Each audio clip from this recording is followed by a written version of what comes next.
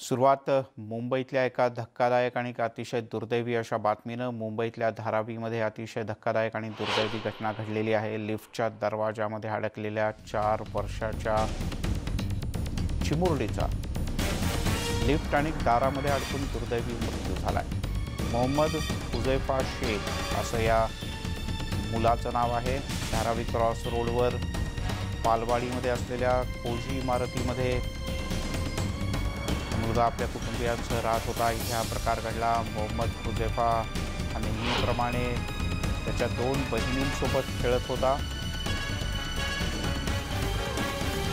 लिफ्टमधून तो तळमजल्यावरून 4थ्या मजल्यावर बहिणींसोबत गेला आणि जिथे बहिणी लिफ्टमधून उतरून पुढे गेल्या आणि लिफ्टचं ग्रिल लावण्यासाठी गेलेल्या मोहम्मदला लिफ्ट आणि ग्रिलच्या मध्ये तो अडकून पडला आणि त्याच वेळेला लिफ्ट 6व्या मजल्यावर जाऊ लागली आणि तो लिफ्टच्या मध्ये आला आणि चिरडून त्याचा मृत्यू झाला. विवेक कुलकर्णी आपले प्रतिनिधी आपल्यासोबत आहेत. विवेक, काय अधिक माहिती? मिलिंद, अतिशय मन हेलावून टाकणारी ही बातमी आहे. कारण धारावीतला हा अतिशय दुर्दैवी प्रकार सगळ्यांसमोर आलेला आहे. पण सीसीटीव्ही मधून हे स्पष्ट कळतंय की नेमका काय तो प्रकार झालेला आहे.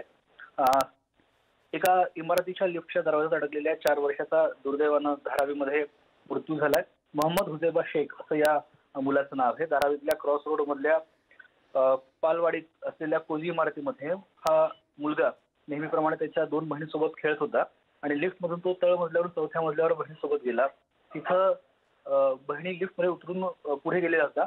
मात्र लिफ्टची ग्रिल आणि त्याचा दरवाजा याच्यामध्ये तो अडकला आणि ती लिफ्ट जेव्हा 6व्या मजल्यावर जायला लागली त्यात दुर्दैवानं चिरडून या मुलाचा मृत्यू झालेला होता. बराच काळ खरं तर तो मुलगा मिळत नाही म्हणून वडिलांनी शोधाशोध केली. मात्र हा सगळा प्रकार त्यानंतर समोर आलेला आहे. त्याच्यामुळे खरोखरच पालकांनी आपली मुलं जेव्हा बाहेर पडतात त्याच्यावर थोडं लक्ष देण्याची आवश्यकता आहे. कारण त्यातूनच हा सगळा दुर्दैवी प्रकार घडलेला आहे. अनेक वेळा त्या मुलांना या गोष्टींची सवय आहे असं गृहीत धरलं जातं. पण त्यातून काही थोडासा दुर्लक्ष झालं आणि मुलांकडूनही ती गोष्ट हाताळण्यासाठी असमर्थ दिसली तर त्यातून असे दुर्दैवी अपघात करतात. विवेक, तुर्तास धन्यवाद या माहितीबद्दल. अतिशय धक्कादायक असा हा सगळा प्रकार.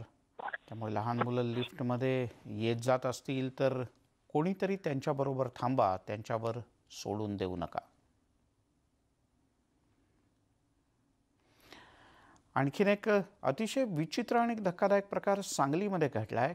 किड्यांचे प्रचंड थवेच्या थवे हवेतून उडत होते. सांगलीच्या आयर्विन पुलावरचा हा सगळा प्रकार आहे. हा सगळा प्रकार CCTVत, हा सगळा प्रकार मोबाईलच्या व्हिडिओमध्ये कैद झाला आहे आणि याच सगळ्या किड्यांना तोंड देताना एक अतिशय विचित्र असा अपघात घडला. या घटनेचा व्हिडिओ सध्या चांगलाच व्हायरल झाला आहे. हा अपघात नेमका कधी घडला हे कळू शकलेलं नाही, पण एका दुचाकीस्वाराच्या मोबाईलमध्ये हा अपघात कैद झाला आहे. प्रचंड किडे होते आणि त्या किड्यांना चुकवता चुकवता दोनही बाईकस्वार समोरासमोर एकमेकांना जोरदार धडकले.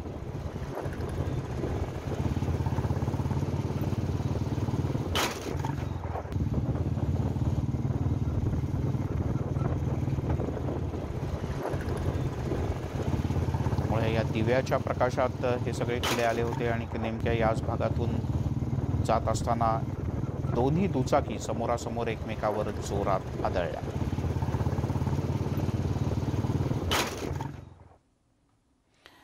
वळूयात पुढच्या बातमीकडे. बातमी कोरोनाच्या लसीबद्दल. कोरोनाची लस कधी येणार याकडे आपल्या सगळ्यांचंच लक्ष लागलंय. दरम्यान पंतप्रधान नरेंद्र मोदी यांनी काल पुण्यातल्या सिरम इन्स्टिट्यूटला भेट दिली. यावेळेला त्यांच्याशी विविध महत्त्वाच्या मुद्द्यांवर बातचीत झाल्याचं इन्स्टिट्यूटचे प्रमुख आदर पूनावाला यांनी म्हटलंय.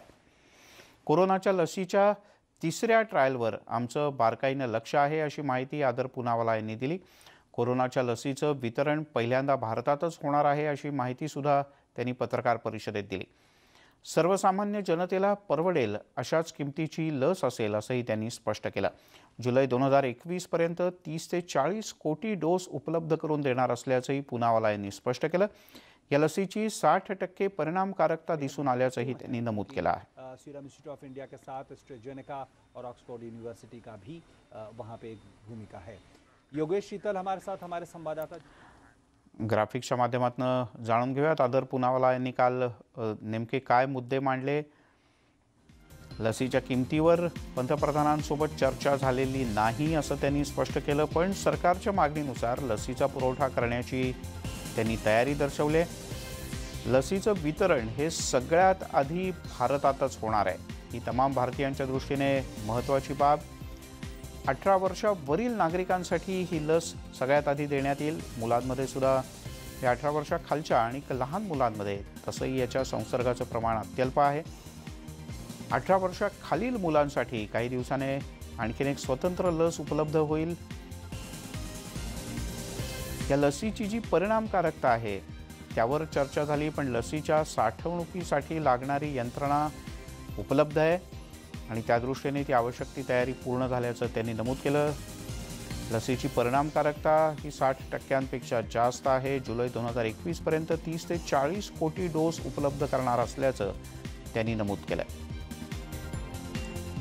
60% परिणामकारकता असलेली ही कोविशिल्ड लस असेल की ज्याची निर्मिती ही पुण्यामध्ये होते. पंतप्रधान नरेंद्र मोदी यांनी पुण्याच्या इन्स्टिट्यूटला भेट दिली. पंतप्रधानांनी सिरम इन्स्टिट्यूटमधील वैज्ञानिक आणि अधिकाऱ्यांसोबत सुमारे तासभर बातचीत केली. सिरमचे CEO आदर पुनावाला यांनी पंतप्रधान नरेंद्र मोदी यांचं स्वागत केलं. ऑक्सफर्ड AstraZeneca या कंपनीनं विकसित केलेली कोरोना प्रतिबंधक लस त्याची निर्मिती सिरम इन्स्टिट्यूट करते आहे. पंतप्रधान मोदी यांनी यावेळेला कोरोना लसच्या उत्पादन प्रक्रियेचा सुद्धा आढावा घेतला. 53 मिनिटांनंतर सिरम इन्स्टिट्यूटमधून मोदी बाहेर पडले. दरम्यान सिरम इन्स्टिट्यूटच्या वैज्ञानिकांसोबत त्यांनी सविस्तर बातचीत केली. आपण ही तिन्ही दृश्य पाहतोय. नरेंद्र मोदी विमानानं पुण्यात दाखल झाले. यानंतर त्यांनी सिरम इन्स्टिट्यूटला भेट दिली. अनेक गोष्टींची त्यांनी सविस्तर पाहणी केली आणि यानंतर वैज्ञानिकांशी सविस्तर चर्चा केली. यानंतर पंतप्रधान मोदी यांनी ट्विटरच्या माध्यमातून काय म्हटलं पाहूयात. भारत लसीला केवळ उत्तम आरोग्यासाठीच नाही तर संपूर्ण जगासाठी उत्तमच मानतो असं पंतप्रधान मोदी यांनी म्हटलं. कोरोना विषाणूच्या विरोधातील ही सामूहिक लढाई आहे. आपल्या शेजारी देशांसोबतच अन्य देशांची सुद्धा मदत करणं हे आपलं कर्तव्य आहे असंही पंतप्रधान नरेंद्र मोदी यांनी स्पष्ट केलंय. कोरोनाच्या लस निर्मितीची माहिती घेण्यासाठी पुण्यामध्ये आलेल्या नरेंद्र मोदी यांच्यावर राष्ट्रवादीच्या खासदार सुप्रिया सुळे यांनी नाव न घेता टीका केली. दुनिया घूम लो, हमारे पुणे के आगे कुछ नहीं. अर्थात जग फिरल्यानंतर शेवटी आमच्या पुण्यातच लस सापडणार. ही लस पुणेकरांनी शोधली आहे, नाहीतर कोणीतरी म्हणायचं मीच शोधले. अशा शब्दात सुप्रिया सुळे यांनी मोदींना चिमटा काढला.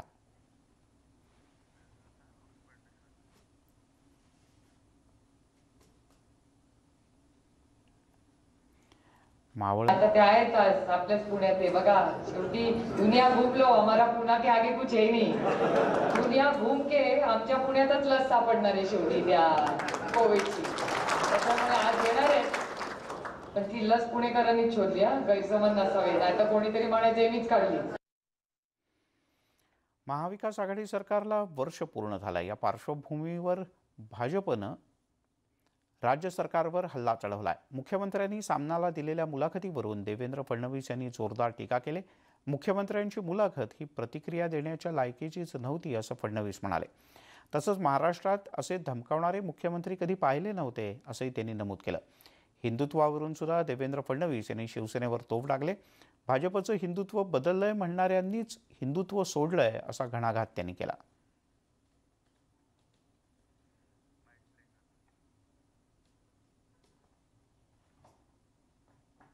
भाजपचं हिंदुत्व बदललेलं नाही, तुम्ही हिंदुत्व सोडलाय.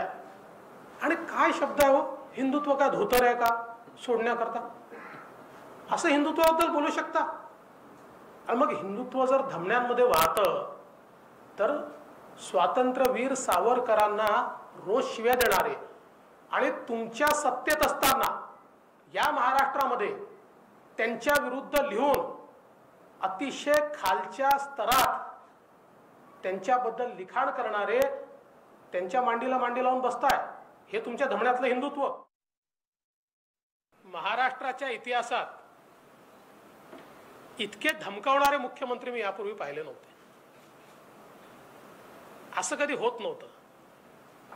म्हणजे मुख्यमंत्री संयमी आहेत असं मी ऐकलं होतं आणि गेल्या 5 वर्षात अनुभवलं होतं. पण मग ते दसऱ्याचं भाषण असो की कालची मुलाखत असो, मुख्यमंत्र्याच्या खुर्चीवर बसणाऱ्या व्यक्तीला शोभणारं वक्तव्य हे त्यांनी केलेलं नाही. हे शोभणारं वक्तव्य नाही आहे. तुम्ही संवैधानिक पदावर बसले आहात, संविधानाची शपथ घेतली आहे. कोणाच्याही विरुद्ध राग किंवा द्वेषाच्या शिवाय मी कारवाई करीन हा शपथेचा भाग आहे. अनुराग या द्वेष के बिना, राग किंवा द्वेषाच्या शिवाय ही जी शपथ घेतली आहे या शपथेचं पालन करताना कुठेही मुख्यमंत्री दिसत नाहीत. राज्यातल्या ठाकरे सरकारला 1 वर्ष पूर्ण झालं. वर्षभरात ठाकरे सरकारनं काय केलं याची माहिती भाजपनं पुस्तक रूपानं जनतेसमोर आणली. देवेंद्र फडणवीस आणि प्रवीण दरेकर यांनी सरकार कसं अपयशी ठरलंय हे सांगण्यासाठी 2 पुस्तकच प्रकाशित केले. देवेंद्र फडणवीस यांनी ठाकरे सरकारची काळी पत्रिका प्रकाशित केली. वर्षभरामध्ये ठाकरे सरकारच्या अपयशाचा पाढा सुद्धा या पुस्तकातून वाचण्यात आला.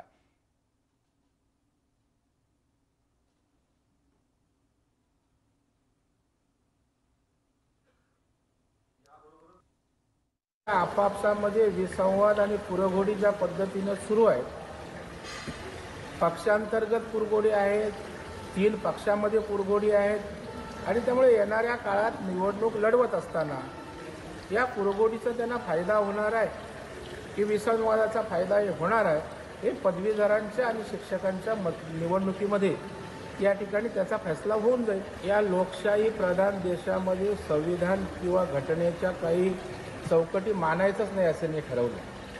कारण अर्णब गोस्वामीच्या प्रकरणात सुप्रीम कोर्टाने जे ताशेरे ओढलेत कार्यपद्धतीवर आणि सरकारवर, त्याचबरोबर कंगना राणावतच्या प्रकरणामध्ये सुद्धा हायकोर्टाने जे ताशेरे भयानक त्या ठिकाणी ओढलेत, ज्याच्यामध्ये संजय राऊत साहेबांच्या स्टेटमेंटचा उल्लेख केला आहे.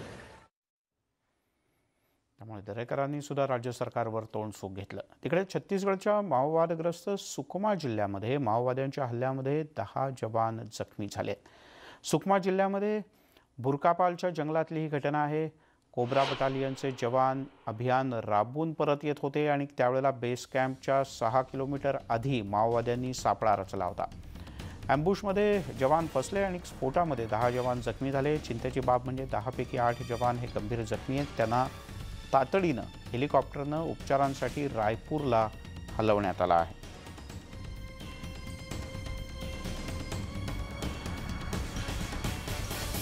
अधिक माहिती घेऊयात. आपले प्रतिनिधी महेश तिवारी आहेत आपल्यासोबत. महेश, नेमका काय प्रकार आहे हा? मिलिंद सर, हा जर आपण बघितलं, सुकमा जिल्ह्यात चिंतागुफा हा परिसर माओवाद्यांचा बालेकिल्ला म्हणून ओळखला जातो. देशातला सगळ्यात असुरक्षित भाग आहे हा आणि मी सुद्धा निवडणुकीत या भागात गेलो होतो. तर या भागात माओवाद्यांच्या कारवाई रोखण्यासाठी सीआरपीएफचे बेस कॅम्प्स आहेत. तिथून काही तुकड्या माओवाद विरोधी अभियानावर गेल्या होत्या. कोब्रा बटालियनचे हे जे जवान होते रात्री 8:30च्या सुमारास परत येत असताना माओवाद्यांनी त्या ठिकाणी अँबुश लावला होता. त्या अँबुशमध्ये फसले. आयडी ब्लास्ट घडवला माओवाद्यांनी. आयडी ब्लास्टच्या स्फोटामध्ये 10 जवान जखमी झाले. त्यामध्ये 8 जवान हे गंभीर जखमी होते. त्यांना सुरक्षित हलवणं तिथं रात्री आवश्यक होतं उपचारासाठी रायपूरला. मोठा धोका पत्करून नाईट विजन हेलिकॉप्टर त्या ठिकाणी रात्री उतरवण्यात आलं आणि तिथून त्यांना रायपूरला उपचारासाठी पाठवण्यात आलेलं आहे. महत्वाचं म्हणजे याच्यात 2 अधिकारी आहेत. एक महाराष्ट्रीयन अधिकारी जे आहेत मूळचे नाशिकचे, त्यांची प्रकृती अत्यंत गंभीर आहे. मात्र त्यांचा पुढे नेमकं काय झालं अजून आपल्याला कळायला वेळ आहे. उपचारासंदर्भात त्यांना रायपूरला हलवण्यात आलेला आहे. एकूणच माओवाद्यांचा हा जो येणाऱ्या 2 डिसेंबर पासूनचा PLG सप्ताह आहे, त्या सप्ताहाच्या पार्श्वभूमीवर माओवाद्यांनी हिंसक घटना घडवल्यामुळे संपूर्ण दंडकारण्यात रेड अलर्ट जारी करण्यात आलेला आहे. महेश, तुर्तास धन्यवाद या सगळ्या माहितीबद्दल. त्यामुळे छत्तीसगडमध्ये सुकमा जिल्ह्यातला हा जबरदस्त प्रकार. यासोबतच बुलेटिनमध्ये घेऊयात एक छोटासा ब्रेक नंतर काही महत्त्वाच्या बातम्या.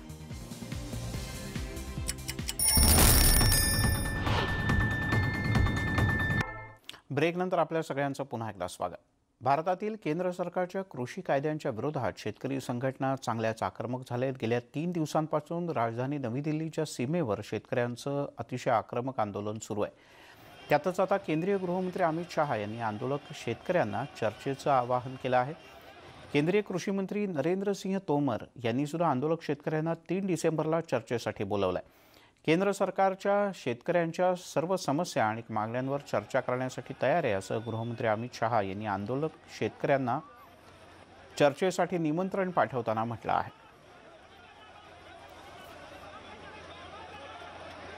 वहाँ पुलिस परमिशन भी आपको कार्यक्रम करने की दी जाएगी। आप वहाँ पर मंच भी लगा सकते हैं। वहाँ टॉयलेट्स आदि सुविधाएं भी बना दी गई है। वहाँ पर एम्बुलेंस की और स्वास्थ्य की सुविधाएं भी निरंतर रहेगी। पानी की सुविधा भी निरंतर रहेगी और सुरक्षा की व्यवस्था भी रहेगी। तो आप लोग रोड की जगह अगर वो निश्चित किए हुए स्थान पर जाकर अपना धरना प्रदर्शन शांतिपूर्ण तरीके से, लोकतांत्रिक तरीके से करते हैं तो मुझे लगता है कि इससे किसानों की भी परेशानी कम होगी और आवाजाही कर रहे आम जनता की भी परेशानी कम होगी। और अगर किसान यूनियन चाहते हैं कि भारत सरकार जल्द बात करे, 3 तारीख के पहले इनसे बात करे, तो मेरा आप सभी को ये आश्वासन है कि जैसे ही आप लोग इसमें शिफ्ट हो जाते हैं, एक स्ट्रक्चर्ड जगह पे अपने आंदोलन को शिफ्ट करते हैं और वहां पर आप अच्छी तरीके से सेट हो जाते हैं, दूसरे ही दिन भारत सरकार आपके साथ आपकी समस्या और मांगों के लिए बातचीत करने के लिए तैयार है। दरम्यान शेतकऱ्यांचा हुंकार सरकारचा अहंकार नष्ट करेल अशी टीका राहुल गांधी यांनी केली होती। त्यावर केंद्रीय मंत्री प्रकाश जावडेकर यांनी काय म्हटलंय पाहूया। वही तो मैं बता रहा हूं, देश भर में तो स्वागत हुआ सभी देश भर में, क्योंकि देश का किसान समझता है कि उसको ज्यादा कीमत में बेचने की आजादी मिल गई।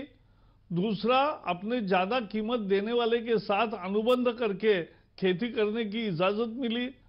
और तीसरे कानून में इसेंशियल कमोडिटी एक्ट जो था वो खत्म हुआ, तो व्यापार को और कृषि उत्पादन को तीनों कानून से ज्यादा लाभ मिलने का है, ये सब किसान समझते हैं। पंजाब में यह राजनीतिक आंदोलन है। राहुल गांधी ट्वीट करते रहे, लेकिन ट्वीट से कुछ भी नहीं होने वाला है। और जहां आंदोलनकारी कोई सचमुच में पीड़ित लगते हैं या उनको लगता है कि कोई गलतफहमी है, तो वो दूर करने के लिए हम बैठे हैं। तिकडे पश्चिम बंगालमध्ये लवकरच निवडणुका होत आहेत, तिथे सत्तांतर होणार का या प्रश्नावर जावडेकर यांनी काय म्हटलंय पाहूया। ये तो वो बोलेगी ना, वो अभी पहले दिन, अभी ट्रम्प चुनाव हारने के बाद भी हम देखते हैं दुनिया में कि चुनाव हारने के बाद भी स्वीकार करना बड़ा कठिन होता है। ये तो अभी चुनाव होना है, वो कैसे स्वीकार करेगी। लेकिन writing on the wall is very clear कि भारतीय जनता पार्टी आ रही है, ममता जा रही है। महाराष्ट्रामध्ये परिवर्तन झालं तर ते सगळ्यांनाच दिसेल असं वक्तव्य केंद्रीय माहिती आणि प्रसारण मंत्री प्रकाश जावडेकर यांनी केलं। नेटवर्क 18ला प्रकाश जावडेकर यांनी खास मुलाखत दिली। या मुलाखतीत ते बोलत होते। नहीं, मैं कोई भविष्यवेत्ता तो नहीं हूं, तो इसलिए, लेकिन मैं ज्योतिषी नहीं हूं। होगा जब परिवर्तन तो आपको देखने को मिलेगा। लेकिन सच्चाई यह है कि महाराष्ट्र की जनता ने 165 सीटें हमें जिताई। भारतीय जनता पार्टी और शिवसेना ने मिलकर चुनाव लड़ा, उससे गद्दारी करके वोटर से गद्दारी करके शिवसेना बाहर गई, ये वास्तविकता है। महाराष्ट्र की जो सरकार बनी है वो अंतर्विरोधी है। क्या हुआ महाराष्ट्र में? भारतीय जनता पार्टी और शिवसेना मिलकर लड़े। मोदी जी का फोटो लगाकर शिवसेना का हर एक विधायक चुनकर आया और मोदी जी के नाम पर वोट लेकर उन्होंने वोटर से गद्दारी करके वो जिनको हमने हराया, जो मोदी विरोधी है, ऐसे लोगों के साथ जाकर बैठे और इसलिए गद्दारी शिवसेना ने की। तो इसके कारण एक ऐसी विचित्र सरकार बनी है कि जो सरकार में ना सिर ना पैर है। यासोबत या बुलेटिनमध्ये इथेच थांबूया।